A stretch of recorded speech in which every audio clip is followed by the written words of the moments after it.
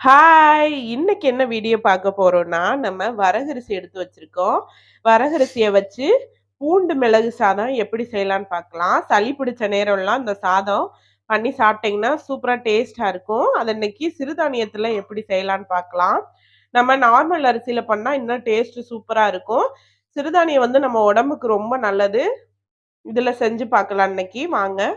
அதுக்கு நான் இந்த 1 டம்ளர்ல 1 டம்ளர் வரகரிசி எடுத்திருக்கேன். பாருங்க வரகரிசி இந்த மாரி தான் இருக்கும். வரகரிசியிலே பச்சரிசி இருக்கு, புழுங்கல் அரிசி இருக்கு. நான் இன்னைக்கு எடுத்திருக்கிறது புழுங்கல் அரிசி. பாருங்க நல்லா குண்டு குண்டா இருக்கும். இத நல்லா ஒரு 2 தடவையா வாஷ் பண்ணிறணும். அப்பத்தான் அதுல உள்ள தூசிலாம் போயிரும். வாங்க வாஷ் பண்ணிட்டு வந்துரலாம். பாருங்க இந்த அளவுக்கு நல்லா வாஷ் பண்ணிறணும். கொஞ்சம் வெள்ளையா வந்த பின்னாடி வாஷ் பண்றத நிப்பாட்டிடலாம். பாருங்க இந்த அளவுக்கு கொஞ்சம் வெள்ளையா வர அளவுக்கு நல்லா வாஷ் பண்ணிக்கோங்க. இது ஒரு 10 நிமிஷம் நல்லா இந்த தண்ணீல ஊறட்டும். பாருங்க நம்ம அரிசி ஊறும்போதுமே தண்ணி வந்து நம்ம வச்சு கொதிக்க விட்டுறலாம். அரிசி அது பாட்டுல ஊறட்டும். நம்ம எந்த டம்ளர்ல இல்ல கப்புல அரிசி எடுக்கிறோமோ அதுல 2 டம்ளரு தண்ணி ஊத்தணும். நீங்க கப்ல எடுத்தீங்கன்னா 2 கப் தண்ணி ஊத்திக்கோங்க. பாருங்க தண்ணி எடுத்தாச்சு. இப்ப வந்து நான் குக்கர்ல வைக்க போறதில்ல. அப்படியே சட்டியில தான் வைக்க போறேன். குக்கர்ல வச்சு சாப்பிட்டா உடம்புக்கு நல்லதில்ல. தண்ணி நல்லா கொதிக்கட்டும். பாருங்க தண்ணி நல்லா கொதிச்சிருச்சு. இப்ப கொஞ்சமா உப்பு சேர்த்துக்கலாம். சிறுதானியத்துக்கு கம்மியா தான் உப்பு போடணும். அதுவே நமக்கு ஓவரா இருக்க மாரி காட்டும். இப்ப 1 ஸ்பூன் அளவு எண்ணெய் ஊத்திக்கலாம். எண்ணெய் ஊத்துனா நமக்கு சோறு நல்லா நமக்கு தனித்தனியா பிரிஞ்சு வரும். அதுக்காக தான் எண்ணெய் சேர்க்கிறது. நல்லா கொதிக்குது பாருங்க. கொதிச்சது இப்ப அரிசி எடுத்து உலையில போட்டுறலாம்.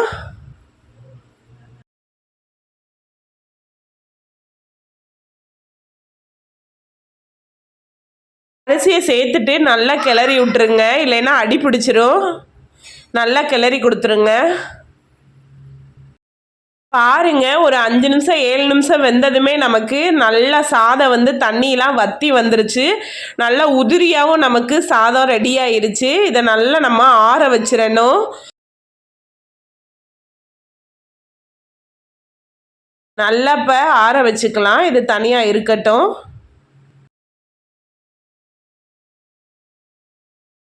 இப்போ பூண்டு மிளகு சாதத்துக்கு ஒரு பேன் வச்சிருக்கேன் அடுப்பில். அதில் கொஞ்சமாக எண்ணெய் ஊற்றிக்கலாம். தேவையான அளவு எண்ணெய் சேர்த்துக்கோங்க. நல்லா இந்த மாதிரி சாப்பாடை வந்து நம்ம உதுத்து வச்சுக்கிறணும். ஆறுனதும் கொஞ்சம் கெட்டி கெட்டியா இருக்கும். நம்ம தான் இப்படி உதுத்து விட்டுறணும். உதுத்தா நல்லா பூ மாதிரி வந்துடும். எண்ணெய் நல்லா காயட்டும். பாருங்க எண்ணெய் நல்லா காஞ்சிருச்சு. ஒரு 1/2 ஸ்பூனுக்கு சோம்பு சேர்த்துக்கலாம். சோம்பு சேர்த்து செய்யும்போது டேஸ்ட் சூப்பரா இருக்கும். நீங்க ஜீரகமும் சேர்த்துக்கலாம். ஒரு 1/2 ஸ்பூனுக்கு கடுகு, ஒரு 2 பட்டை மிளகாய் எடுத்து வச்சிருக்கேன். அதை இதோட சேர்த்துக்கலாம். பட்டை மிளகாய் காரத்துக்கு ஏற்பதான் நீங்க கூட வேணா சேர்த்துக்கலாம். நல்லா டேஸ்டா தான் இருக்கும். கொஞ்சமா கருவேப்பிலை.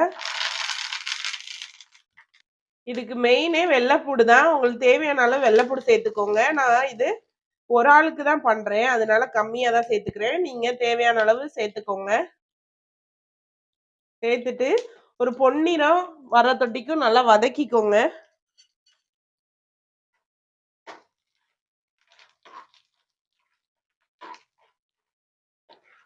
பொன்னிறமாகட்டும். பாருங்க வெள்ளைப்பூடு நல்லா வதங்கிருச்சு. இப்ப கொஞ்சமா முந்திரி சேர்த்துக்கலாம். ஏன் இப்ப சேர்க்கிறேன்னா முதல்ல சேர்த்தோம்னா வெள்ளைப்பூடோட சேர்த்து கருகிரும். அதுக்காக இப்ப சேர்க்கிறது. கொஞ்சமா கடலைப்பருப்பு சேர்த்துக்கலாம். நெடக்கடலை தான் எடுத்திருக்கேன். சேர்த்துட்டு நல்லா வதக்கி விட்டுருங்க. ஒரு சின்ன சைஸ் பெரிய வெங்காயம் எடுத்து நீல வாக்குல கட் பண்ணி வச்சிருக்கேன். அதை இதோட ஆட் பண்ணிக்கலாம். பாருங்க வெங்காயத்தை போட்டு நல்லா வதக்கிருங்க.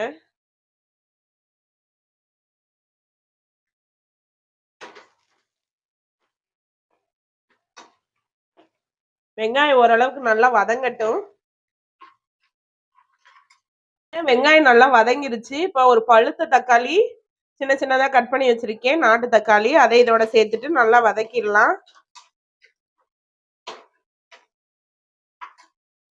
தேவையான அளவு உப்பு சேர்த்துக்கோங்க. நான் ஏற்கனவே சாதத்துல சேர்த்திருக்கேன். அதனால இந்த வதங்குறதுக்கு மட்டும் உப்பு சேர்த்துக்கலாம். சேர்த்துட்டு நல்லா வதக்கி விட்டுருங்க. தக்காளி ஓரளவுக்கு நல்லா வதங்கணும். நம்ம வரகரிசிக்கு பதிலா நார்மல் அரிசி போட்டும் செய்யலாம். டேஸ்ட் சூப்பரா இருக்கும்.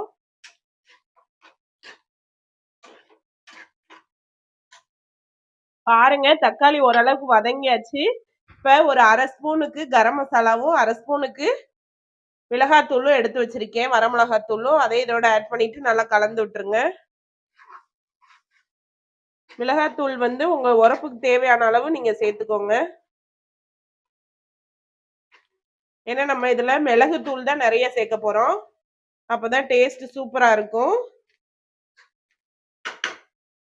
பாருங்க ஒரு பச்சை வாடை போன பின்னாடி கொஞ்சம் கொஞ்சமா சாதத்தை போட்டுடலாம். அதுல சாதத்தை இதுல ஆட் பண்ணிக்கலாம்.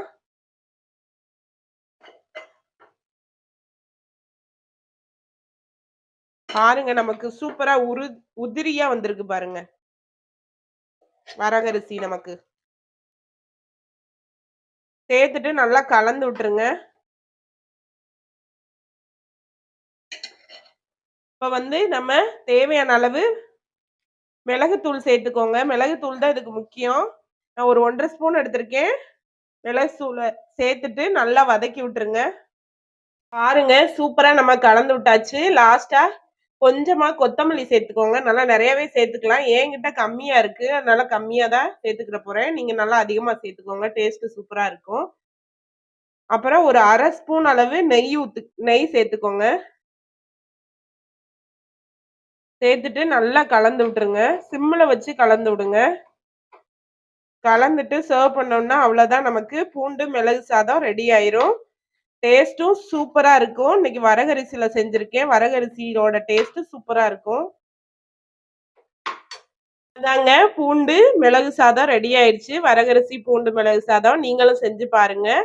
எப்படி இருக்குன்னு டேஸ்ட் பண்ணிட்டு சொல்லுங்க. லைக் பண்ணுங்க, ஷேர் பண்ணுங்க, சப்ஸ்கிரைப் பண்ணுங்க. பாய். நெக்ஸ்ட் வீடியோல பார்க்கலாம்.